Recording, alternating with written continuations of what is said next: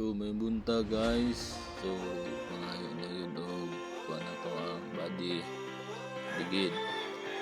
So natakaroon ko sa bulidya guys para magpaili sa ligid na bago. Paano masakir na natubangan ng ligid. So kanang tayo is sakto lang. So guys paano siya remove ng mga kuhan sa ligid na to. Lang na ito nagsilant guys para siya